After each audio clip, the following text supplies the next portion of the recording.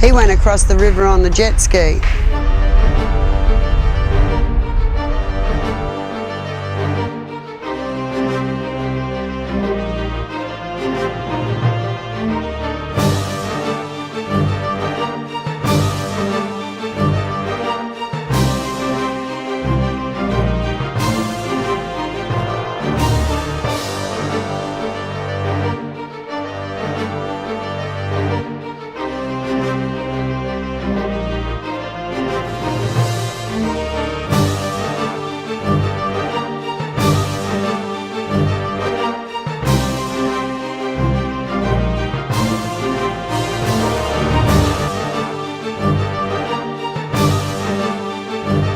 My name's Chris and I'm at 19 Mariners Way where I live, well I used to live. My house is currently being repaired and I'm renting a place out at Oakwood. We woke up on the Saturday morning to find water 3/4 of the way up our backyard, whereupon it gradually increased, and Sunday we had more water coming up, and then on Monday our power, our septic and all our amenities and everything was gone, and water started entering the house. And we were left with 6 to 8 inches of mud, about that height with mud, all up the windows, the doors, the tracks. The doors still, of course, have got mud in them, which all has to be cleaned out and they have to be resurfaced. Whereupon it flooded down all the driveways in the street. The street was filled behind the houses on the other side of the street. Also the cane fields were full of water, and we actually had no access because the road was cut off at the start of Mariners Way. There was a huge sinkhole there, and we had no way of getting out anyway. The river was coming from the left-hand direction, which is the top and the start of Mariners Way, and it continued approximately doing about 35 kilometres an hour going down to the right-hand side, which is at the end of the street is a dead-end road, but there are cane fields there, which eventually would go on to Skyringville. Yep. Or meet up with the river.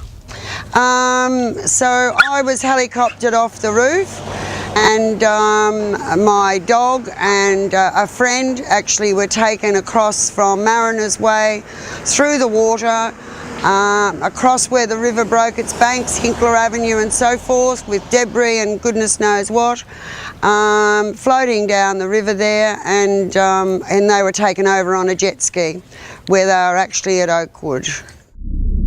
Well, I live at 38 Mariners Way. Yeah, just down that way.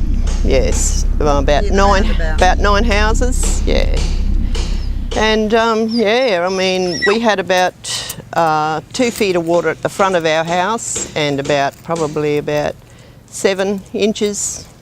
Not sure in centimetres, but 7 inches through the house. We got the backwater, and yeah, when the flood broke over the road, it came down either side of our house, and yeah, it took the garden soil, most of the plants. Yeah, but yeah, we've just actually, our house has just actually been finished after 4 months, and yeah, we've just moved back in. But yeah. Were you given any warning about the flood?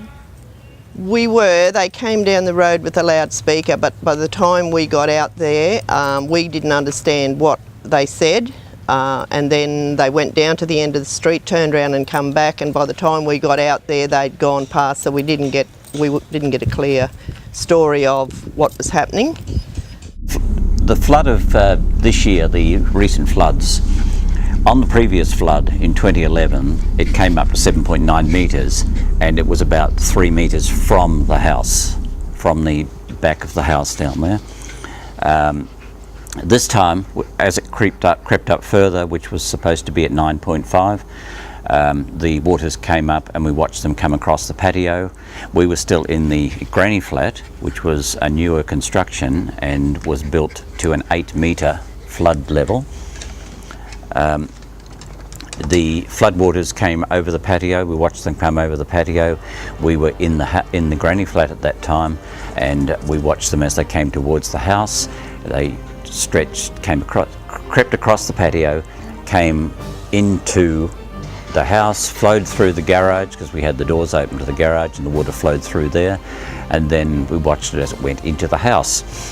As it started going to the house, we knew we had to get out of here because it was now starting to gain depth as well. So we had a boat next door at the neighbour's place over this way, and he allowed us to go in that boat because he had just left, and it was a fairly big boat under an awning. So we went in there, Sharon and I went in there and stayed there for 4 nights as the last of the water came up and raised higher and higher. We knew how high it was getting because there was an air conditioning unit outside their wall over there, and we could see the water rising on the air conditioning unit each day that we were there. People came around to evacuate us, and we refused to go because they wouldn't take the dog. They said, you have to leave the dog behind or not, and we didn't have a boat we could get out in to take the dog out, so we were going to stay, we weren't leaving. So the waters came higher and higher, and 2 days before the peak, Sharon had to be flown out by the helicopter because she had an aneurysm on the brain, and it was starting to affect her. So she was flown out to the recovery centre at the showgrounds, or the Agro Trend. She was taken out there. I stayed because they would not take the dog out in the helicopter or anything. So I just stayed here with the dog, and we stayed in there for the next 2 nights until the floodwaters peaked, and the boat started at 1 o'clock in the morning, I think they peaked. At 12 o'clock midnight, poor little Aggie couldn't hold anything anymore, and she went and did everything all over the boat. She just broke loose. And then the floodwaters peaked, the boat was shaking, and they were raging through. The water was just raging through over here. And it peaked about 1 o'clock in the morning. And the next morning, you could see where it had receded on the air conditioning unit, and you saw it coming down, down, down, down, down. And it came down quite fast. The warnings to evacuate were told to people, yes, but I wasn't going to evacuate. I wasn't going to leave here and leave the dog behind. Around lunchtime, and saw this little rusty old council truck zooming past with a scratchy old megaphone, and I have no idea what they were saying. I just heard north side, that is pretty much, and I figured, because I heard north side vac, I thought, oh, was that our evacuation signal? No sirens, no stress. And I just thought, wow, just covering their butts really, not really taking it very seriously. Yeah, good girl. We were told to evacuate, and we were here in 2010, and when we were told to evacuate, we were told that the river would be looking to come up to about 8.5 metres, and based on that, we knew that we were well above that height, and we just decided to stick around and wait and see what happened. 2010, when the flood came, we could still drive around Nth Bundaberg. They only sort of shut the bridge really for safety. This time it was a whole lot different. Well, I'll show you. It would have came about there. We went about 300 mil through the house itself. But in 2010, it was right down the street. We didn't see the water at all, and we could still drive down Stewart Street, and we could still drive around and go to the shops as normal. This time, when the water came in, I think what caught us and all our neighbours off guard is the speed that it come in at. Like, from once we actually realised, hey, this is coming in quick, it didn't stop, and it just got faster and faster and deeper, and we were at that stage when we really understood the gravity of the situation. We couldn't get our cars out. The roads were already blocked off. we tried jacking the vehicles up. We had both vehicles jacked up pretty high, but they still went underwater. We lost both our vehicles. And being uninsured, we've took it pretty hard. My initial reaction was I wanted to leave, right or wrong. I was going to let the bank take the house and leave. That was my initial reaction. I thought, yep, I'm giving up pretty much.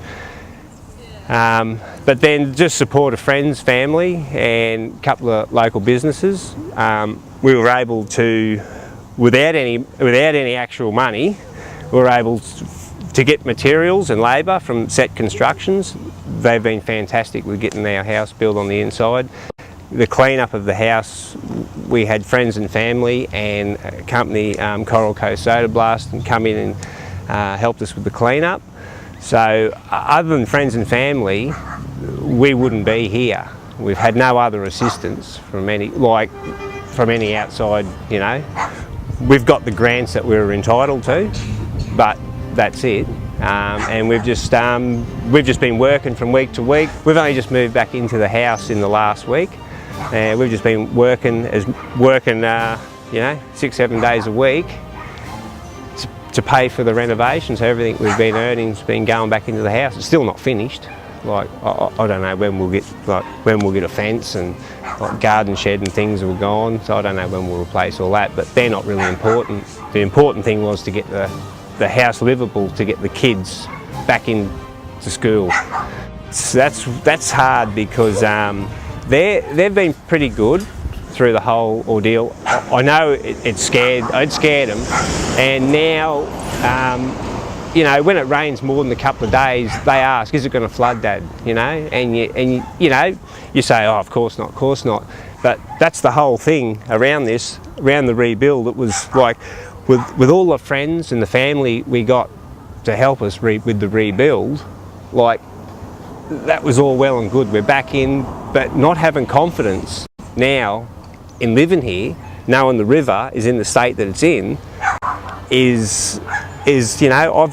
I've got nothing to tell my kids. No insurance to say no, it won't flood, because after 2010 the river deteriorated. After the last floods, I believe it's worse, and if we get that sort of a similar event again, it'll be worse than it was before. I would like to see local council maybe make some sort of conscious effort to talk to people ourselves, and maybe more of an effort than patch a few roads up which are full of potholes, fix a few gutters which are already cracking, and that seems to be the end there.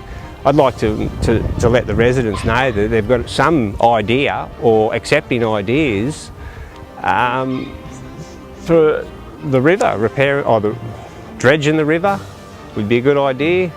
I don't know whether they can divert, put canals in, I don't know. But I mean, they can do it in other places. I can't see why they can't do it in Bundaberg. I know it's probably a money issue, but if you can spend millions of dollars, if the federal government can spend millions of dollars on funding wars overseas, or whatever they want to call it, the way they, surely they can fix up a town. Any messages for anyone in power? Do something to save us, like our property, our home, it's worth nothing. Who's going to buy this? It's been flooded.